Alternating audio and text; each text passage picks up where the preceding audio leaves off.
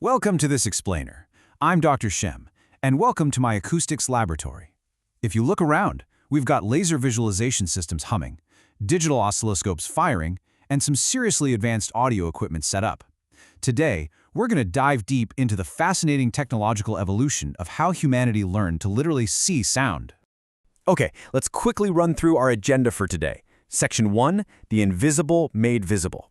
2, Chladni's patterns in sand. 3, sound waves written in fire. 4, photographing air and speech. 5, digital frequencies and code. And finally 6, AI ocean acoustic monitoring.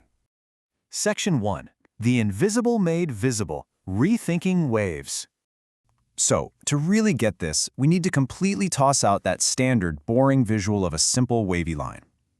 We have to understand what sound actually is on a physical level. It is a longitudinal compression wave. Basically, it's a mechanical wave traveling through matter, physically pushing molecules of air or water together and apart as the energy moves forward. And that brings us to condensation versus rarefaction. Think of condensation as the high-pressure area where the particles are totally squished together. Rarefaction, that's the low-pressure gap right behind it where the density is much lower. This mechanical push and pull is exactly what early scientists were so desperate to capture and visualize. Section 2, Chladni's patterns in sand, the father of acoustics. Let's travel back to the 1780s and look at an eccentric physicist named Ernst Chladni. What's absolutely wild about Chladni is his career path. He got a law degree in 1782 just to appease his father, but he eventually published his acoustic discoveries in 1787 and even demonstrated them for Napoleon in 1808. Oh, and in 1794 he took a bizarrely correct side quest proposing that meteorites actually came from outer space. Here in the lab, we absolutely love recreating his famous experiment. By running a violin bow along a metal plate covered in fine sand, you get what we call Chladni figures. The vibration literally bounces the sand away from the active, vibrating areas until it gathers along the nodal lines. Those are the areas of zero vibration. It creates these incredibly intricate, beautiful geometric patterns, mapping out exactly where the sound causes the plate to remain perfectly still. Section 3, sound waves written in fire, Rubens and Schlieren. Advancing into the 19th and 20th centuries, things get fiery. In 1905, Heinrich Rubens developed the Rubens tube. You seal a metal tube, add a flexible diaphragm, drill evenly spaced holes, fill the whole thing with flammable propane gas, and play audio against that diaphragm. Pump some powerful orchestral music through it, and the changing pressure pushes the gas out of the holes at different rates. You get a literal dancing wall of fire that perfectly matches the acoustic wavelengths. Around the same era, we get Schlieren imaging, a technique from 1864. This allowed engineers to use parabolic mirrors and light refraction to capture variations in air density. It's essentially photographing the shadows of sound. It lets us visually capture the invisible pressure waves generated by massive subwoofer speakers physically displacing the air in front of them. Section 4, photographing air and speech, World War II and visible speech. Now, the need to analyze human speech during wartime brought about a total game changer.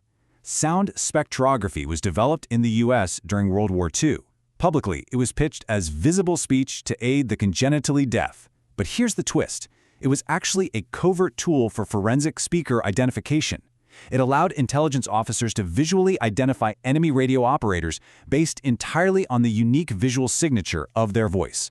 Section 5, digital frequencies and code, the fast Fourier transform.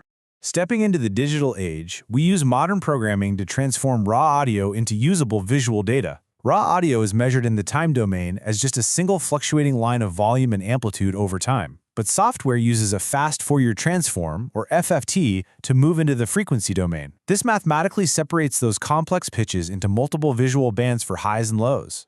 To put that into perspective, an FFT algorithm can split a sound into exactly 1024 distinct frequency bands by default. That incredibly high resolution means our computer code can instantly isolate the low, heavy thud of a bass drum from the sharp, high-pitched trill of a tiny whistle. Scaling that digital math all the way up gives us acoustic holography. This creates full 3D sound fields by recording phase and amplitude through massive microphone arrays. It is absolutely critical today for vehicle and aircraft engineering. In fact, this specific tech is the reason your daily commute in a modern car is so peaceful and quiet. Section 6. AI Ocean Acoustic Monitoring, Mapping the Deep. Finally, let's look at how artificial intelligence is taking sound visualization into the deepest, darkest parts of our oceans. Google researchers recently analyzed over 200,000 hours of underwater recordings. To handle that unbelievably massive amount of data, they converted 5-second audio windows into visual spectrogram images for an AI to classify. The AI was trained to identify incredibly specific visual signatures. Minke whales show up as metallic boings. Blue and fin whales register with these massive, low-frequency calls. And amazingly, the AI learned the exact visual pattern for the North Pacific right whale, a critically endangered creature with only about 30 individuals left on Earth, which sings with a sudden explosive gunshot noise. This technology is so powerful that it actually solved a decade-old acoustic mystery from the Mariana Trench. Researchers were finally able to definitively link a bizarre, complex 5-part call that lasts 3.5 seconds, known as a biotwang, to the highly elusive bride's wail. So, from 18th century sand plates shifting into geometric patterns, to dancing walls of fire, to massive AI acoustic models tracking whale migrations, we have truly mastered the art of visualizing the invisible. And it leaves us asking one profound question. What other invisible phenomena might we soon uncover now that AI can analyze the acoustic holograms of our world?